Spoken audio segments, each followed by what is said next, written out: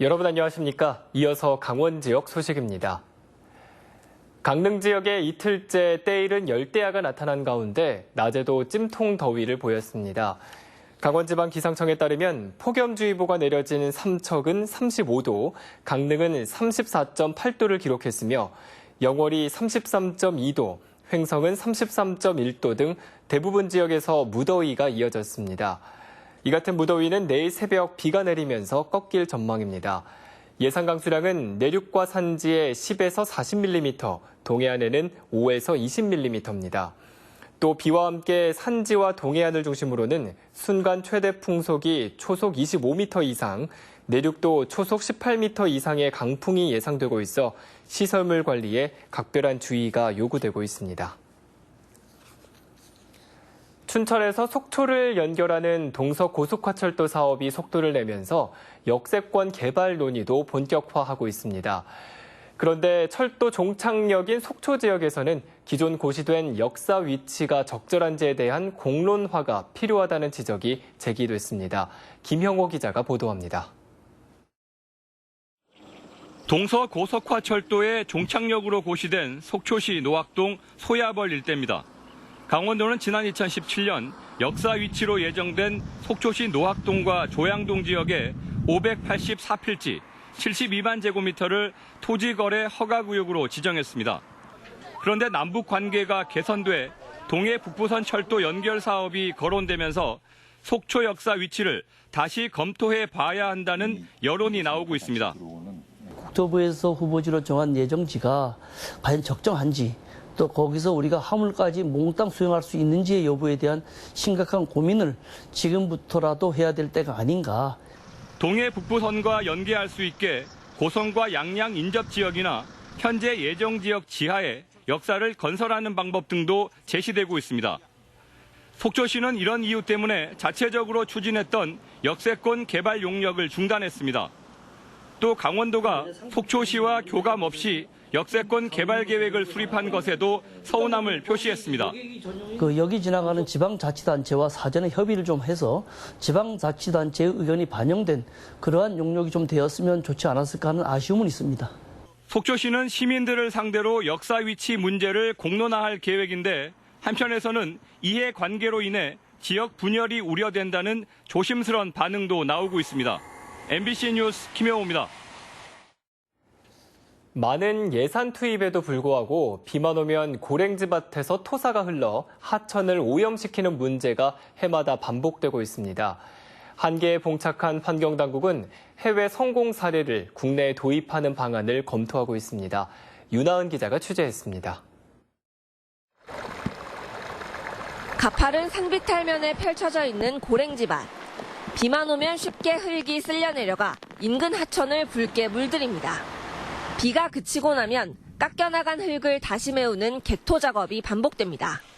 침사지를 조성하고 유실 방지망을 보급하는 등 다양한 비점오염 저감 사업에 310억 원의 예산이 투입됐지만 10년째 성과는 미미합니다. 비슷한 상황의 해외 사례는 어떨까?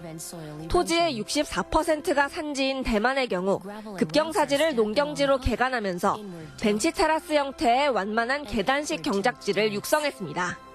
곳곳에 토양 유실을 막는 풀과 나무를 심고 기계와 사람이 들어갈 수 있는 도로도 함께 조성했는데 흙탕물 저감 모범 사례로 꼽힙니다. 대규모 벌목으로 급경사지가 발생한 필리핀도 테라스형 농경지 조성으로 토양 유실을 획기적으로 줄였습니다. 계단식으로 바꿔서 흙탕물을 저감하고 또 수분도 함유를 시켜서 비옥한 농토로 만들고 작물 수확량도 늘리는 일석이조의 방법을 사용하고 있습니다. 그래서 저희도 그런 것들을 좀 벤치마킹해서 아직은 아이디어 차원이지만 통합물관리 상생협의회 안건으로 올려 국내 적용을 구체화할 계획입니다. 무엇보다 흙탕물 저감 사업이 성과를 내기 위해서는 주민들의 자발적인 참여와 노력이 선행돼야 한다는 지적입니다. MBC 뉴스 윤하은입니다. 한국전쟁 당시 숨진 국군 유해를 찾는 사업이 도내 격전지에서 계속되고 있습니다. 하지만 어렵게 유해를 발굴해도 신원 확인에 어려움을 겪고 있는데요. 배연환 기자가 보도합니다. 발굴된 유해를 정성스럽게 수습합니다. 국방부 유해 발굴 감식단과 지역 주둔 군 장병들이 양양 지역에서 최근 2구의 유해를 발굴했습니다. 유해는 예를 갖춰 봉송한 뒤 신원 확인 절차를 밟게 됩니다. 또 다른 고지에서는 유해를 발굴하기 위한 작전이 계속되고 있습니다. 6.25 전쟁 당시 전투가 치열했던 고지를 중심으로 유해 발굴이 이어지고 있습니다. 6.25 때 선배 전우님들께서 이곳에서 치열하게 전투를 했구나라는 생각에 유해 발굴 작전에 임하는 자세가 좀 더 숙연해지고 경건해지면서 한시라도 빨리 유해를 발견했으면 좋겠다는 생각으로 유해 발굴 작전이 계속되고 유해도 꾸준히 발굴되고 있지만 발굴된 유해 신원 확인은 거의 되지 않고 있습니다. 국방부 유해 발굴 감식단은 2000년부터 국군 유해 1221위를 발굴했지만 신원이 확인된 경우는 1%를 조금 넘는 132명에 불과합니다. GNA 참여가 저조하기 때문입니다. 본인 기준 친가 외가 8촌 내에 전사자분들이 계신다면 GNA 실효 참여로 전사자의 이름과 명예를 찾아드릴 수 있습니다. 6.25 전쟁 후 오랜 시간이 지나면서 참전용사의 고령화와 지형 변화 등으로 유해 발굴 사업은 시간과의 전쟁을 벌이고 있습니다. MBC 뉴스 배현환입니다. 강릉의 한 과수원에서 쓰레기 소각 불티가 바람에 옮겨 붙으면서 컨테이너와 나무 등을 태웠습니다. 오늘 낮 12시 45분쯤 강릉시 연곡면 퇴곡리의 한 과수원에서 쓰레기 소각 불티가 날아가 컨테이너와 나무, 잡풀 등 600여 제곱미터를 태우고 25분 만에 진화됐습니다.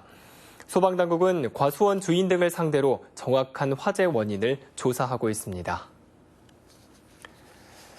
마임축제가 오늘 오후 춘천시 중앙로터리 일원에서 물의 도시 아수라장을 시작으로 개막돼 6월 2일까지 8일 동안 불과 물 등을 주제로 다양한 공연을 펼칩니다. 오늘 아수라장에서는 공연자와 관람객이 함께 물을 맞으며 무더위도 식히고 축제 개막을 알리는 화려한 공연들을 직접 펼쳐 보였습니다. 올해 30주년을 맞은 춘천 마임축제는 내일부터 중앙로를 비롯해 옛 미군 기주인 캠프페이지와 송암 스포츠타운 등 시내 전역에서 13개국, 18개 해외 단체와 국내 500명의 아티스트가 참가해 춘천을 축제와 예술의 도시로 탈바꿈시키는 다채로운 공연을 이어가게 됩니다. 중앙선 복선화에 따라 폐쇄되는 원주역과 폐선 구간이 테마 관광지로 개발됩니다. 원주시는 원주역 1원 10만 3천여 제곱미터터에 학성동 뉴딜 사업과 연계한 어울림 정원을 조성하기로 하고 내년부터 2024년까지 280억 원의 예산을 들여 식물과 빛의 정원, 체험시설과 광장 등을 설치한다고 밝혔습니다. 원주역에서 치악역까지 폐철로 20km 구간에는 숲 산책로와 자전거 도로, 관광 레일버스와 4D 체험 터널, 그리고 하늘 전망대 등 테마별로 구간을 나누어 개발한다는 계획입니다. 삼척시가 도계 무건리의 이끼폭포를 보존하고 관광 자원으로 활용하기 위해 종합계획을 수립합니다. 삼척시는 외부 전문기관에 의뢰해 이끼폭포의 훼손을 막고 무건리와 신기리 일대 관광 콘텐츠를 개발하는 기본 계획을 수립합니다. 삼척시는 이끼폭포 관광 자원화 기본 계획을 바탕으로 환경 정비와 관광객 유치에 나설 계획입니다. 춘천시가 주민들의 몸과 마음을 치유하고 농촌 소득을 높일 수 있는 농촌 치유 마을을 조성합니다. 농촌 치유 마을은 스트레스와 우울증이 있는 사람들이 찾아 다양한 치유 프로그램 등을 통해 몸과 마음의 피로를 해소할 수 있는 곳입니다. 현재 강원도 내에서는 홍천 명계리 열목어 마을이 소방청과 연계해 계곡 치유 트레킹과 명상 프로그램을 운영하고 있습니다. 춘천시는 치유마을 지정 신청을 오는 31일까지 읍면동 행정복지센터에서 접수한다고 밝혔습니다. 도내 강수량이 평년보다 적고 일부 지역에는 가뭄 현상이 빚어지고 있지만 영농은 대부분 순조롭게 진행되고 있습니다. 강원도에 따르면 현재 도내 모내기는 최대 곡창 지역인 철원이 98%가 마무리되는 등 도내 29,700헥타르 가운데 90% 이상이 마친 것으로 집계됐습니다. 또 강원도의 주력 품목이자 전국 생산량이 30%에 달하는 감자와 옥수수는 파종을 마쳤으며 콩과 잡곡류도 이달 하순까지 파종을 끝낼 예정입니다. 하지만 사과와 복숭아 등 과수를 비롯해 인삼과 특용작물 등은 지난 7일 일부 산간에 저온 현상이 나타나 경과를 지켜봐야 피해 여부를 알 수 있다고 밝혔습니다. 한국관광공사가 정부와 기업이 함께 근로자의 휴가비를 지원하는 근로자 휴가 지원 사업에 추가 참여자를 모집합니다. 근로자가 20만 원을 부담하면 기업이 10만 원, 정부가 10만 원을 지원해 총 40만 원을 국내 여행 경비로 사용할 수 있도록 하는 사업으로 오는 30일부터 7천 명을 선착순으로 추가 모집합니다. 참여를 원하는 기업은 참여 신청서와 중소기업 확인서 등을 첨부해 휴가 지원 사업 홈페이지에 신청할 수 있습니다. 관광공사는 올해 총 8만 명의 근로자를 대상으로 휴가 지원 사업을 추진하기로 했습니다. 이상으로 뉴스데스크 강원을 마칩니다. 고맙습니다.